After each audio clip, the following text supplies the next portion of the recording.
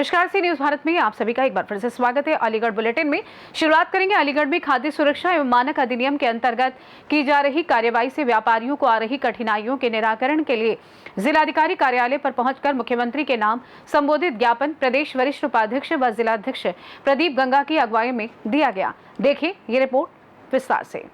अलीगढ़ खाद्य सुरक्षा एवं मानक अधिनियम के अंतर्गत की जा रही कार्यवाही से व्यापारियों को आ रही कठिनाइयों के कारण निराकरण के लिए जिलाधिकारी कार्यालय पर पहुंचकर मुख्यमंत्री के नाम संबोधित ज्ञापन प्रदेश वरिष्ठ उपाध्यक्ष व जिलाध्यक्ष प्रदीप गंगा की अगुवाई में उपस्थित उप जिलाधिकारी को दी गई, जिसमें मुख्यमंत्री से 14 सूत्रीय मांगे की गई, जिसमें खेती में कीटनाशक व रासायनिक खादों के मानक तय किए जाएं और नए मानकों के निर्धारण तक व्यापारियों के सैंपल न भरे जाएं। खाद्य सुरक्षा अधिनियम में रजिस्ट्रेशन की टर्नओवर सीमा 12 लाख से बढ़ाकर 40 लाख की जाए। फूड लाइसेंस न होने पर सजा की जगह जुर्माना केवल फीस का दोगुना किया जाए। फूड एक्ट मामलों के लिए पूर्णकालिक न्याय निर्णयक अधिकारी की नियुक्ति की जाए। पैकिंग में कमी पाए जाने पर केवल निर्माता कंपनी को दोषी ठहराया जाए, रिटेलर व होलसेलर को नहीं। सैंपलिंग का न्यूनतम अधिकतम टारगेट सिस्टम समाप्त किया जाए आदि मांगे की गई। वहीं ज्ञापन देने वालों में महानगर अध्यक्ष आलोक प्रताप सिंह, प्रदेश संगठन मंत्री हरिकिशन अग्रवाल, प्रदेश महिला उपाध्यक्ष संगीता वाशने, प्रदेश महिला वरिष्ठ मंत्री शर्मिला वाशने, जिला महामंत्री एम.ए. खान गांधी, युवा महानगर अध्यक्ष कमल बावा आदि मौजूद रहे। आज हम लोग डीएम कार्यालय पर आए हैं। खाद्य रसद विभाग से संबंधित एक ज्ञापन देना था, जिसमें उसमें फूड एक्ट में जो विसंगतियां हैं उसके खिलाफ हम लोगों को आंदोलन है। पूरे प्रदेश में उद्योग व्यापार प्रतिनिधि मंडल द्वारा एक ज्ञापन दिया जा रहा है, जिसमें हानिकारक कीटनाशक मिलाए जाते हैं, किसान के द्वारा पकड़ा जाता है व्यापारी। तो इसका एक मानक तय होना चाहिए, जिससे वो क्या मिला रहा है और आपका सैंपल फेल होता है, वो होता है आपकी जो मिलावट हुई है खेती से, पर वो आपको व्यापारी को पकड़ते हैं तो आपके यहाँ मिलावट हुई है। दूसरी हमारी मांग है कि जो टर्नओवर 12 लाख का है, आज की महंगाई के दौर में 12 लाख का कोई टर्नओवर बहुत बड़ा मायने नहीं रखता, उसकी सीमा बढ़ाई जाए रजिस्ट्रेशन की। तीसरा है कि आपने सज़ा का प्रावधान कर रखा है कि जो आपके पास रजिस्ट्रेशन नहीं है आपको सज़ा होगी, तो सज़ा का प्रावधान हटा के आपको रजिस्ट्रेशन की सीमा दुगनी कर दी जाए। और अन्य जो हमारी कई मांग हैं जो हम लोगों ने डीएम साहब के द्वारा शासन और प्रशासन को भिजवाई हैं, इसके लिए मांग करते हैं विभागों से कि हमारी ज्ञापन का संज्ञान में लेके उस पर कार्रवाई करी जाए। मैं एम.ए. खान गांधी, जिला वरिष्ठ महामंत्री उद्योग व्यापार प्रतिनिधि मंडल उत्तर प्रदेश। हम अपने माननीय जिलाध्यक्ष प्रदीप गंगा जी के नेतृत्व में और आलोक प्रताप सिंह जी महानगर अध्यक्ष के नेतृत्व में यहाँ पर डीएम कार्यालय पर एक ज्ञापन देने आए हैं। जो फूड एक्ट में विसंगतियाँ हैं और उनमें जो समस्याएं आ रही हैं, प्लस व्यापारियों का सैंपलिंग के नाम पर एफएसएसआई के अधिकारी जो उत्पीड़न कर रहे हैं, शोषण कर रहे हैं, उनके खिलाफ हम एक ज्ञापन लेकर आए हैं। और साथ ही आगामी 15 जून को जुपिटर लॉज ITI रोड पर हमारा एक बहुत ही बृहद कार्यक्रम व्यापारी महाघोष के नाम से आयोजित किया जा रहा है। उसके लिए हम माननीय जिलाधिकारी महोदय को आमंत्रण भी देने आए हैं कि उनके करकमलों द्वारा दीप प्रज्वलित होगा और वो कार्यक्रम की शोभा बढ़ाएंगे आके। उन्होंने हमें आश्वासन। अलीगढ़ से सी न्यूज संवाददाता संजीव शर्मा की रिपोर्ट। बात आगे करेंगे। अलीगढ़ में परमहंस दयाल जी सेवा समिति के तत्वाधान में 4 जून से होने वाली श्रीमद् भागवत कथा के उपलक्ष्य में पत्रकार वार्ता का आयोजन किया गया। देखिए। अलीगढ़ में परमहंस दयाल जी सेवा समिति के तत्वाधान में 4 जून से होने वाली श्रीमद् भागवत कथा के उपलक्ष्य में पत्रकार वार्ता का आयोजन किया गया, जिसमें वैदिक ज्योतिष संस्थान के प्रमुख स्वामी श्री पूर्णानंद पुरी जी महाराज ने अध्यक्षता करते हुए कहा कि किसी भी शुभ कार्य से पूर्व हरिनाम स्मरण करते हुए कलश यात्रा निकालना अत्यंत आवश्यक माना जाता है। ऐसे में ग्राम कस्तली वेस्ट पोस्ट पला स्थित श्री परमहंस दयाल जी गौशाला में 4 जून को कथा व्यास आचार्य शिवम जी के श्रीमुख से होने वाली श्रीमद् भागवत कथा ज्ञान यज्ञ से पूर्व 3 जून को कलश यात्रा का आयोजन किया जा रहा है।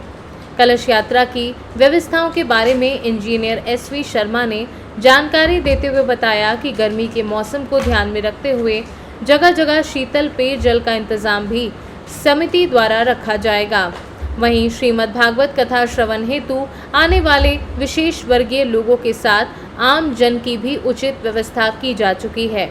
पत्रकार वार्ता में आचार्य गौरव शास्त्री, रवि शास्त्री, सुभाष चंद्र अग्रवाल आदि उपस्थित रहे। था अपनी गौशाला पे गांव कस्ती बला में 4 तारीख से भागवत कथा का प्रारंभ है, जिसकी कलश यात्रा कल 3 तारीख को रहेगी। उसके उपलक्ष्य में जानकारी आप लोगों के साथ साझा करने के लिए आज की प्रेस वार्ता है। ये कार्यक्रम स्टार्टिंग उसकी 3 तारीख से हो जाएगी। 3 तारीख को शाम को 4 बजे से कलश यात्रा रहेगी। बाकी 4 से 10 भागवत कथा और 11 की हवना प्रसादी रहेगी। धर्मो रक्षते रक्षता, धर्म की रक्षा हम करेंगे तो धर्म हमारी रक्षा करता है। तो धर्म कैसे व्यापक हो, धर्म का प्रचार प्रसार कैसे हो, इसी उद्देश्य को लेकर के हमारे हरिओम जी ने एक पहल की है कि शहर में तो कथाएं यज्ञ हवन बहुत होते हैं, किंतु ग्रामीण क्षेत्र में कम से कम लोग पहुंच पाते हैं और धर्म का प्रचार गांव के ग्रामीण क्षेत्रों में कम हो पाता है। तो इसी उद्देश्य को लेकर के कस्तरीपला अनुसर रोड पर जो गांव है, उस गांव में गौशाला है और गौशाला के अंदर कथा का आयोजन किया जा रहा है। ये कथा गौशाला में इसलिए की जाती है क्योंकि हम लोग कोई भी कार्य अपने घर में करते हैं उसका 10 गुना पुण्य प्राप्त होता है। यदि उसी कार्य को हम तीर्थ क्षेत्र में करते हैं तो उसका 100 गुना फल प्राप्त होता है। यदि उसी किसी भी धर्म कार्य को यदि हम गौशाला के अंदर करते हैं तो अनंत गुना फल प्राप्त होता है। तो अनंत गुना फल प्राप्त हो, राष्ट्र समृद्धशाली हो, हम सब लोग धार्मिक बने, इसी उद्देश्य को लेकर के हमारे अंतर्राष्ट्रीय कथा वक्ता श्री शिवम जी व्यास के माध्यम से वो कथा का आयोजन किया जाएगा। ये कथा का आयोजन होने से पहले एक जन जागृति के लिए, भगवान सारे देवताओं को प्रसन्न करने के लिए, पितरों की कृपा प्राप्त करने के लिए एक हरिनाम संकीर्तन के साथ शोभा यात्रा निकाली जाएगी, जिसमें कि हम लोग राष्ट्र को समृद्ध करने के लिए तिरंगा के साथ कलश यात्रा को निकालेंगे। साथ में हमारे तिरंगा भी होगा, तिरंगा के साथ में कलश यात्रा होगी, जो कि हम धार्मिक, आध्यात्मिक और राष्ट्रीयवादता के साथ में इस कार्यक्रम को शुभारंभ करेंगे। इससे शिवम जी व्यास के द्वारा कथा श्रवण कराई जाएगी लोगों को, और उन लोगों की गर्मी की व्यवस्थाएं देखते हुए, इतनी गर्मी, भीषण गर्मी पड़ रही है, इस गर्मी से निजात पाने के लिए उनकी सारी व्यवस्थाएं वहाँ की गई हैं। अच्छा पांडाल लगाया गया है, उसी पांडाल में बैठ करके शिवन जी महाराज के द्वारा कथा सब लोगों को कराई जाएगी। देखिए, हमारे सनातन धर्म में प्रत्येक दिन, प्रत्येक क्षण, प्रत्येक पल कहीं न कहीं कोई न कोई अवतार का दिन है, कहीं न कहीं मुहूर्त का दिन है, कहीं न कहीं परंपराओं का दिन है। तो उसी में ज्येष्ठ मास जो होता है, ये हनुमान जी महाराज की कृपा प्राप्ति के लिए होता है। ये ज्येष्ठ का महीना हनुमान और राम के मिलन का महीना कहा जाता है, और इस ज्येष्ठ मास में भगवान विष्णु की प्रीत्यर्थ ये महीना कहा गया है कि भगवान विष्णु के निमित्त ज्येष्ठ का महीना होता है, और श्रीमद् भागवत कथा भी भगवान विष्णु के निमित्त होती है। तो इसलिए भगवान विष्णु को प्रसन्न करने के लिए कथा की जाएगी। इसमें एक और कारण कि जो सूर्य की किरणें सीधी सीधी जब पृथ्वी पर पड़ती हैं, वो महीना केवल ज्येष्ठ का महीना होता है, इसीलिए इसमें 9 तपार पड़ते हैं। जब सूर्य की किरणें जब पृथ्वी पर पड़ती हैं तो हमारे पितरों का भी संबंध सूर्य की किरणों से होता है। तो पितरों की प्रसन्नता, साथ में भगवान विष्णु की प्रसन्नता, दोनों की प्रसन्नता के लिए ज्येष्ठ मास में कथा का आयोजन किया जाता है। अलीगढ़ से सी न्यूज संवाददाता संजीव शर्मा की रिपोर्ट। बात आगे करेंगे। अलीगढ़ में हिंदूवादी संगठनों के द्वारा एसएसपी कार्यालय पर प्रदर्शन किया गया, जिसमें अलग अलग हिंदू संगठनों के द्वारा कट्टे घरों को बंद करने की मांग की गई। देखिए, अलीगढ़ में हिंदूवादी संगठनों के द्वारा एसएसपी कार्यालय पर जबरदस्त प्रदर्शन किया गया। अलग अलग हिंदू संगठनों के द्वारा कट्टी घरों को बंद करने की मांग की गई। साथ ही उनके द्वारा कहा गया कि जिस तरह से हर रोज कट्टी को जाने वाले वाहनों में गौवंशों को ले जाया जाता है, जब गौ सेवकों के द्वारा उन्हें रोका जाता है तो उन पर गंभीर आरोप लगाए जाते हैं। ऐसे आरोपों को बर्दाश्त नहीं किया जाएगा। अलीगढ़ के हिंदूवादी संगठनों के द्वारा मोर्चा खोलते हुए कार्यवाही की मांग की गई। दरअसल पूरा मामला अलीगढ़ थाना हरद्वागंज में 24 मई का है, जहां हिंदूवादी संगठनों का आरोप है कि उनके द्वारा मीट व्यापारियों से नोकझोंक के बाद मारपीट की गई थी, जिसमें पुलिस के द्वारा दोनों ही पक्षों की ओर से मुकदमा दर्ज कर लिया गया था। लेकिन अब पुलिस की ओर से 4 हिंदूवादी नेताओं को गिरफ्तार करने के बाद जेल भेज दिया गया है, जिसके बाद अन्य आरोपियों के पोस्टर भी अलीगढ़ पुलिस के द्वारा जारी कर दिए गए हैं। वहीं पूरे मामले पर हिंदू महासभा के वरिष्ठ पदाधिकारी अशोक कुमार पांडे के द्वारा बताया गया, आज अलग अलग हिंदू संगठनों के द्वारा एसएसपी अलीगढ़ को एक मांग पत्र सौंपा गया है। फिलहाल अलीगढ़ पुलिस की ओर से जांच के बाद आवश्यक कार्यवाही का आश्वासन सभी हिंदूवादी नेताओं को दिया गया है। मेरा नाम हरीश यादव है। हम यहाँ पर एसएसपी कार्यालय पर एकत्रित हुए हैं। उक्त घटना आपको पता होगी जिस प्रकार से चल रहा है मीडिया में कि एक पनेटी क्षेत्र में गौकशी की घटना होती है, जिसमें कुछ लोग उन्हें गाड़ी को रोकने का प्रयास करते हैं और गाड़ी के द्वारा मीट व्यापारियों के द्वारा गाड़ी को टक्कर मारने का प्रयास किया जाता है। उसके बाद में बहुत सारी भीड़ वहाँ पर एकत्रित हो जाती है। भीड़ एकत्रित होने के बाद में तमाम जो लोग थे, जो भीड़ बन करके वहाँ पर गए थे, जो केवल तमाशीन थे, जो देख रहे थे उस घटना को, उसी आधार पर हमारे पिता गिरीश प्रधान तथा समस्त जो लोग जिनके ऊपर मुकदमा हुआ है उनके ऊपर पुलिस प्रशासन ने मुकदमा लिखा है और हमारा ये मांग है कि उनसे ये मुकदमा वापस लिया जाए। अन्यथा की स्थिति में यहाँ पर आप देख रहे हैं किस प्रकार से यहाँ पर प्रदर्शन करने के लिए सनातनी लोग यहाँ पर आ चुके हैं। जी, एसएसपी कार्यालय पर यहाँ पर उपस्थित हुए हैं। तमाम सनातनी धर्म तथा तमाम संगठन यहाँ पर मौजूद हैं इस समय। मेरा नाम हरीश यादव है। मैं गिरीश प्रधान जिनके ऊपर मुकदमा हुआ है, मैं उनका पुत्र हूँ। अभी कुछ दिन पहले हरदुआगंज थाना क्षेत्र में प्रशासन की लापरवाही से एक घटना हुई थी, जिसमें खुला मीट ले जाया जा रहा था। गांव वालों को खुले मीट पर गौवंश के मीट का अंदेशा हुआ और उसमें कुछ व्यापारियों के साथ मारपीट हो गई। इस घटना के बाद से पुलिस ने गांव वालों को उत्पीड़न किया हुआ है, घर घर जाकर के दबिश दे रही है, दिन रात को 12 बजे 1 बजे गांव वालों को परेशान कर रही है। हम यहाँ एसएसपी ऑफिस पर सभी सनातनी एक साथ आए हैं। हिंदू समाज के बच्चों का उत्पीड़न बंद किया जाए। 2 एफआईआर हुई। पहली एफआईआर हिंदू समाज की तरफ से हुई थी, जिसमें मीट की गाड़ी को रोकने का प्रयास किया और गाड़ी चालक ने ग्रामीणों पर गाड़ी चढ़ाने की कोशिश की। उसके बाद उनके साथ मारपीट हुई। दोनों एफआईआरों पर समान कार्रवाई होनी चाहिए। प्रशासन एक तरफा कार्रवाई कर रहा है। जिन गंभीर धाराओं में बच्चों को जेल भेजा गया वो धाराएं हटनी चाहिए। ये घटना निश्चित रूप से प्रशासन की लापरवाही से हुई है। यदि सरकारी मानकों के अनुसार मीट का ट्रांसपोर्टेशन हो रहा होता तो इस तरह की घटना नहीं होती। तो मेरी मांग है प्रशासनिक अधिकारियों से कि उन जितने भी जिम्मेदार अधिकारी हैं, चाहे वो चौकी इंचार्ज है, चाहे थाना इंचार्ज है, चाहे सीओ है या मीट फैक्ट्री है, जिस मीट फैक्ट्री से खुला मीट निकल करके आया था, जिसको निकलने की अनुमति नहीं है, उसको तत्काल प्रभाव से सील किया जाए एवं जिम्मेदार अधिकारियों के खिलाफ कार्रवाई की जाए। साथ ही ग्रामीणों का जो उत्पीड़न हो रहा है वो उत्पीड़न बंद होना चाहिए। पुलिस के विभाग की भी जांच होनी चाहिए, उसके बाद कोई कार्रवाई हो, ये हमारी मांग है। देखिए, कप्तान साहब से मुलाकात हुई है। कप्तान साहब ने हमारी मांग को स्वीकार किया। उन्होंने आश्वासन दिया कि किसी भी निर्दोष व्यक्ति के ऊपर कार्रवाई नहीं की जाएगी। ठीक है, इसके अलावा उसकी जांच चल रही है। जांच के आधार पर आगे की कार्रवाई की जाएगी। एक घंटे बाहर नहीं निकले, आपको रोड पर जाना पड़ा, क्या करेंगे? देखिए, ये कहीं ना कहीं हो सकता है उनकी व्यस्तता हो, उनकी प्रशासनिक व्यवस्था हो, उनका जो है ऑफिस का समय था, तो ऑफिस पर भी काफी भीड़ आई हुई थी। अपनी व्यस्तता में से वो समय नहीं निकाल पाए।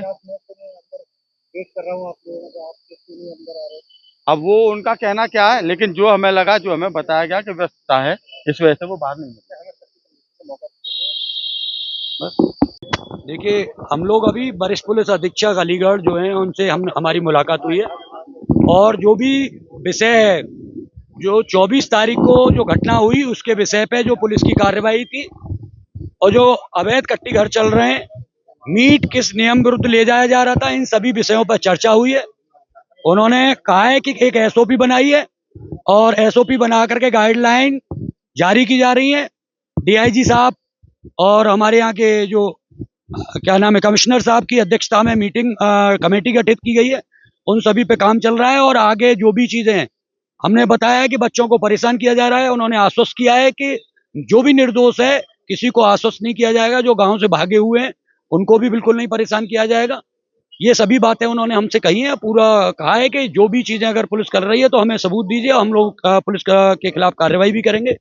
इन सभी पे देखिए, घटना जो है अवैध रूप से मीट लेकर के गाड़ियां जा रही थी, खुली गाड़ी में मीट जा रहा था और मुझे तो यह है कि जो अवैध कट्टी घर है वहां से जा रहा था। हल्ला ये हो रहा है कि मीट फैक्ट्री से, क्योंकि कोई भी मीट फैक्ट्री पूरा का पूरा पशु नहीं देती। ये पूरा प्रशासन के संज्ञान में। बिल वगैरह भी पास हुए थे, बिल को लेके आप क्या कहेंगे? बिल कौन से बिल की बात कर रहे हैं आप? गाड़ी का बिल था नहीं, वो बिल्कुल सभी चीज बिल्कुल फर्जी है। ये हम लोग बिल्कुल कह रहे हैं कि उनकी, तो उन्होंने कहा है कि इसमें एक कमेटी बनी हुई है, उस कमेटी के सामने आप साक्ष्य रखिए। अभी दोनों तरफ से जो एफआईआर है वो बिल्कुल बरकरार है, कोई भी निरस्त वो नहीं हुई, कोई धारा नहीं हटी हुई है। बस एक गौकसी की जो मीट जो है भैंस का आया है उसकी धारा सिर्फ एक हटी है, बाकी एज इट इज है। आप अपनी बात रखिए, जो भी चीजें गलत हैं उसमें जो कमेटी प्रस्ताव रखेगी उसके अकॉर्डिंग दोनों तरफ से कार्रवाई होगी। घटना के बाद पुलिस जाएगी, प्रशासन जाएगा, क्या ऐसे अब इनको नहीं, जारी करने की आवश्यकता नहीं बिल्कुल नहीं, बिल्कुल राज्य सरकार की एसओपी पहले से जारी है, जारी करने की जरूरत क्या है। लेकिन यहाँ का जो प्रशासन है, पुलिस का कहना है कि ये काम हमारा नहीं है, फैक्ट्रियों से अवैध मीट जाना हमारा नहीं, हमारा कानून व्यवस्था है। हम तो सिर्फ इतना देखेंगे कि कहीं एसओपी को रोकने का काम ये कह रहे हैं कि हमारा पुलिस का है, लेकिन वो जो नियम और कानून है वो तो वही बताएगी कि हाँ क्या क्या नियम है। आप कह रहे हैं हाँ उसका वो ने संज्ञान है, वो ये कह रहे हैं कि उसमें भी भैंस का मीट निकला था, इसलिए हम लोगों ने उन्हें छोड़ दिया था। मैंने कहा अगर उसी समय पे इन सब चीजों को संज्ञान ले लिया होता तो इतनी बड़ी घटना नहीं होती। लोग जो गलत बताए जा रहे हैं उनको कुछ नाम बिल्कुल मैंने बताया कि ईकरी, अलैदापुर, शेखुपुर, भटोला, निदौला, खाना आलमपुर, कम से कम 10 गांवों के बच्चों को अवैध रूप से उठाया गया है, उन्हें मारपीट की गई है, 3rd डिग्री दिया गया है। उन सभी के नाम मैंने एसएसपी साहब को बताए। उन्होंने कहा है कि मैं जांच करवाऊंगा और अगर ऐसा हुआ है तो मैं पुलिस के खिलाफ कार्रवाई करूंगा। अच्छा एक सवाल उठ रहा है, जिस तरह से जनप्रतिनिधि है अलीगढ़ में, भारतीय जनता पार्टी के नेता, सांसद, विधायक, विधानसभा से आप कह रहे हैं कि पुलिस लगातार हथियारों का प्रयोग कर रही है, उत्पीड़न कर रही है, तो आखिर जनप्रतिनिधि क्या कर रहे हैं और कब?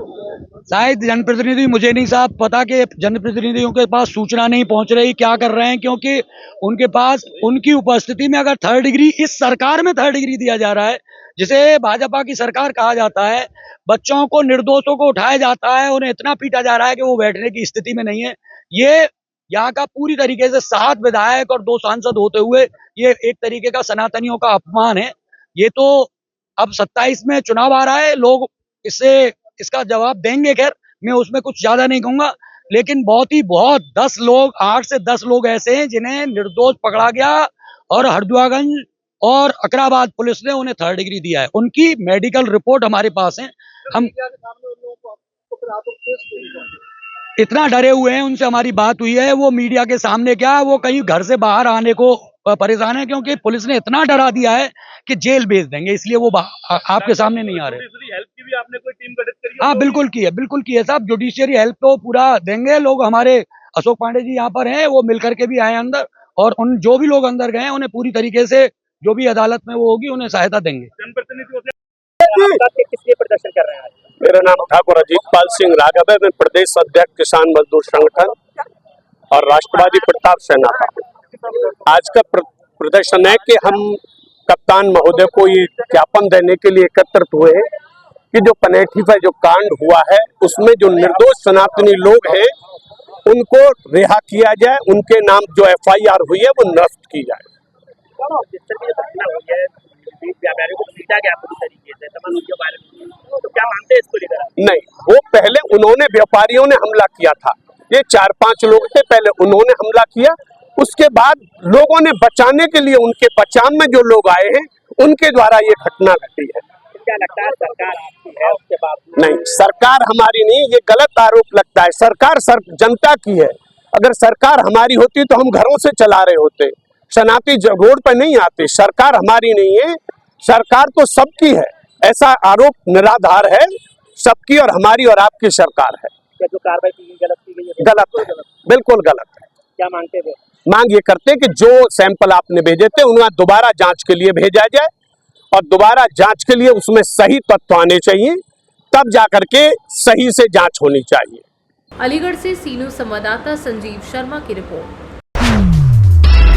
ले चलेंगे आपको अलीगढ़ के थाना क्वारसी इलाके के बहीद नगर नगला पटवारी में, जहां आंधी और बारिश के चलते हादसा हो गया। आखिर क्या है पूरा मामला, देखिए विस्तार से। अलीगढ़ के थाना क्वारसी इलाके के बहीद नगर नगला पटवारी में आंधी और बारिश के चलते हादसा हो गया। एक घर की छत पर खड़ी ऊंची दीवार पड़ोस की छत पर जाकर गिरी, जिसके कारण उस घर की छत भरभराकर गिर गई। इस हादसे में 3 लोग, जिसमें एक महिला, बुजुर्ग व्यक्ति और एक बच्चा, दीवार और छत के मलबे में दबकर घायल हो गए, जिनका उपचार जारी है। बाबू क्या हुआ है? मकान गिर गया, ऊपर से दीवार गिर गई, पड़ोसी की दीवार। ये कौन सी जगह है ये? बहीद नगर 24 गिरी के पास। अच्छा, कैसे गिरी छत? आंधी में गिर गई थी, 10 फुट की दीवार इनकी।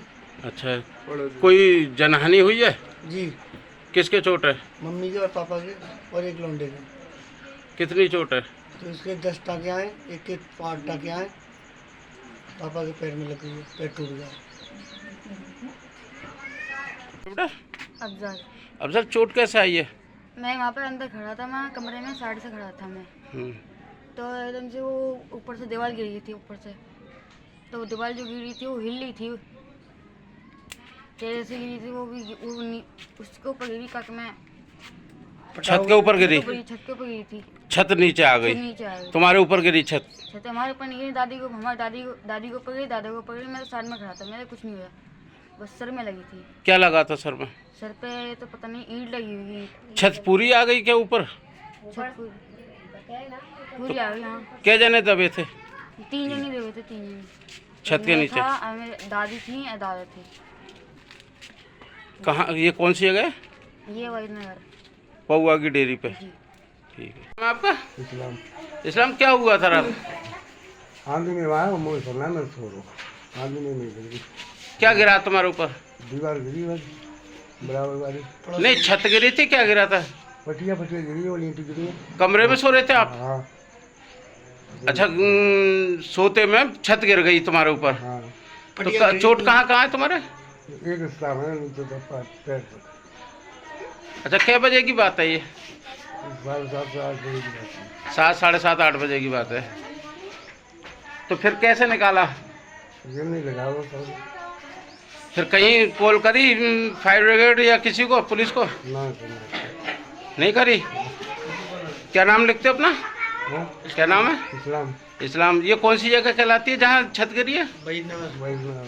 वहीदनगर पौआ की डेयरी पे। हाँ। ठीक है। अलीगढ़ से सी न्यूज़ संवाददाता संजीव शर्मा की रिपोर्ट। ले चलेंगे आपको अलीगढ़। पुलिस अधीक्षक ने ऑपरेशन कर्तव्य निष्ठा के अंतर्गत उत्कृष्ट कार्य करने वाले 6 उप निरीक्षकों को सम्मानित किया। देखिए। अलीगढ़ पुलिस अधीक्षक ग्रामीण अमृत जैन ने बताया कि ऑपरेशन कर्तव्य निष्ठा के अंतर्गत ग्रामीण क्षेत्र में उत्कृष्ट कार्य प्रदर्शन करने वाले 6 उप निरीक्षकों को नगद पुरस्कार व प्रशस्ति पत्र देकर सम्मानित किया गया है। इस संबंध में पुलिस अधीक्षक ग्रामीण अमृत जैन ने जानकारी देते हुए क्या कुछ कहा, सुनिए। जी देखिए, ग्रामीण क्षेत्र अलीगढ़ में पुलिस द्वारा एक अभियान चलाया गया जिसका नाम है ऑपरेशन कर्तव्य निष्ठा। इस अभियान के तहत हम लोगों ने उप निरीक्षक जो थाने पे नियुक्त हैं, उन सभी उप निरीक्षकों की परफॉर्मेंस को ट्रैक करने के लिए, असेस करने के लिए, उसे इम्प्रूव करने के लिए और जो अच्छे परफॉर्मर्स होते हैं उन्हें मोटिवेट करने के लिए, फेलिसिटेट करने के लिए हमने एक प्रोग्राम चलाया जिसका नाम ऑपरेशन कर्तव्य निष्ठा है। इस प्रोग्राम के तहत हमने 25 पॉइंट का की परफॉर्मेंस इंडिकेटर्स KPI एक डिजाइन किया जिसमें 25 पॉइंट पे इन सभी उप निरीक्षकों को रियल टाइम बेसिस पे ट्रैक किया जा रहा था। इनमें इनकी परफॉर्मेंस में जो ये 25 पॉइंट है, इनमें वो बिंदु है जो इनके डेली के जो पुलिस के काम है, प्रोफेशनल काम है, उन सभी कामों में ये बिंदु काम आते हैं। जैसे जनता से प्राप्त जो प्रार्थना पत्र हैं, IGRS हैं, इनका निस्तारण, कोई अपहृता है उसकी बरामदगी अगर शेष है तो उनकी बरामदगी पर इनकी कार्रवाई, अनावरण हेतु शेष कोई संगीन जुर्म है जैसे लूट, डकैती या हत्या, तो उनमें भी एक अलग पॉइंट है। तो इन सभी जो अलग अलग तरह के उप निरीक्षकों के स्तर के जो काम होते हैं, जो थाने स्तर पे इनकी सबसे क्रूशियल भूमिका रहती है, सबसे महत्वपूर्ण जो भूमिका रहती है, इस भूमिका को चिन्हित करते हुए, इन परफॉर्मेंसेस को, पैरामीटर्स को चिन्हित करते हुए हमने ये प्रोग्राम डिजाइन किया। इससे एक कंपटीशन की लहर, एक हेल्दी कंपटीशन की लहर देहात के 17 जो थाने हैं, उन थानों में इन सभी उप निरीक्षकों के बीच एक लहर दौड़ गई और उस कंपटीशन की लहर का आज ये नतीजा है कि पिछले आप महीने का अगर डेटा निकालेंगे तो इन सभी पैरामीटर में, चाहे वो जनता के प्रार्थना पत्र का निस्तारण हो या सफल अनावरण हो या फिर वांछित की गिरफ्तारी हो, NBW का तामिला हो, विवेचना का निस्तारण हो या 82-83 की कार्रवाई हो या 116(3), 117, 122 की कार्रवाई हो, गुंडा एक्ट, गैंगस्टर एक्ट, आप किसी भी तरह का पैरामीटर जो निकालेंगे, जो एक क्रूशियल परफॉर्मेंस इंडिकेटर होता है किसी भी उप निरीक्षक का, तो उन पैरामीटर्स पे आप देखेंगे कि देहात क्षेत्र में एक अच्छा काम और सिटी क्षेत्र में भी एक अच्छा काम अलीगढ़ पुलिस ने किया है। तो आज मई मंथ का ऑपरेशन कर्तव्य निष्ठा का जो मई मंथ का राउंड था वो आज फिनिश होता है और उसके जो फाइनल रिजल्ट है वो फाइनल रिजल्ट हम आप लोगों के साथ साझा कर रहे हैं। और जो हमारे टॉप 5 उप निरीक्षक हैं वो आपके साथ बैठे हैं। इनमें हम जो अवार्ड दे रहे हैं वो एक तो महिला उप निरीक्षक ऑफ द मंथ को दे रहे हैं, एक दरोगा ऑफ द मंथ को दे रहे हैं, और बाकी टॉप 5 टॉप 4 जो दूसरे लोग हैं उन सभी को अवार्ड दिया जा रहा है। टाइम इसका डेटा चलता है। अब अभी हम जैसे बात करें तो अभी ऑलरेडी जून मंथ का जो डेटा है वो ट्रैक होना शुरू हो चुका है, और इसको हम जैसे ये तो पहला महीना था, तो अब जैसे आगे आगे हम बढ़ते चले जाएंगे तो इसमें 2 तरह की ट्रैकिंग होगी। एक तो उस मंथ की ट्रैकिंग और एक उस उप निरीक्षक की एक परफॉर्मेंस इस अलीगढ़ जिले में जब से वो है। जैसे कि आपको पता है कि अंडर ट्रेनिंग उप निरीक्षक बहुत हमें प्राप्त हुए हैं, तो उन सभी का शुरुआत से ट्रेनिंग, शुरुआत से परफॉर्मेंस, एक एक चीज हम ट्रैक रखेंगे ताकि आने वाले समय में जब उनकी पोस्टिंग हो क्रूशियल जगहों पे, या तो एसओ में या चौकी इंचार्ज की फॉर्म में, तो उसमें सभी में ये ऑब्जेक्टिव पैरामीटर्स हम यूज कर सकें, उनकी परफॉर्मेंस को हम तवज्जो दे सकें, और जो खराब परफॉर्मर्स हैं उन्हें मोटिवेट किया जा सके इसके बहाने से, और जो अच्छे परफॉर्मर्स है उन्हें फेलिसिटेट और उन्हें और अच्छा। अलीगढ़ से सी न्यूज संवाददाता संजीव शर्मा की रिपोर्ट।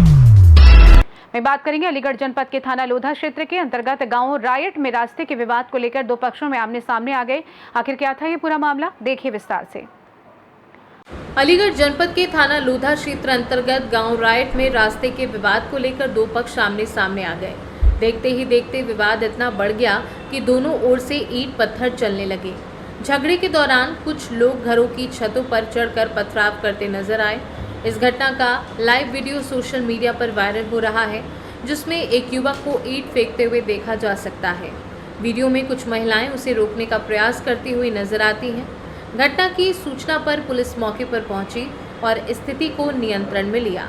फिलहाल मामले की जांच जारी है और संबंधित पक्षों के खिलाफ कार्यवाही की तैयारी की जा रही है।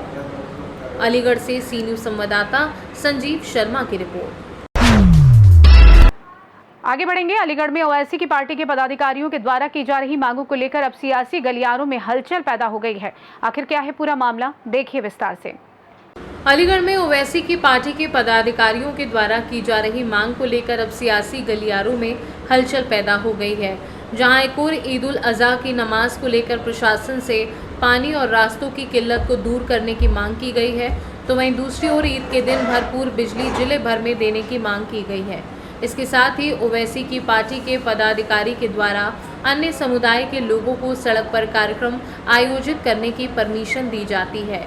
ठीक उसी की तर्ज पर अलीगढ़ में चंद मिनट के लिए प्रशासन के द्वारा मुस्लिम समुदाय को भी नमाज पढ़ने की अनुमति प्रदान की जाए, जिससे मुस्लिम समुदाय के लोग सड़कों पर नमाज पढ़कर जल्द ही अपने घर पहुंच सकें।